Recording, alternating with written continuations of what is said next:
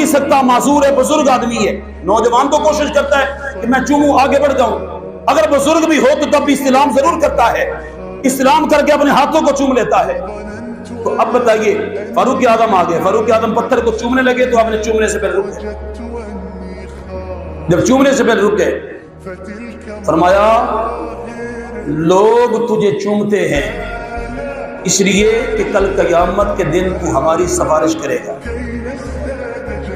کیونکہ میرے محبوب نے فرمایا نا اس کے دو آنکھیں بھی ہوگی کل قیامت کے دن، پہچان بھی کرے گا، زبان بھی کریم اللہ اس کو دے گا، سنے گا بھی صحیح۔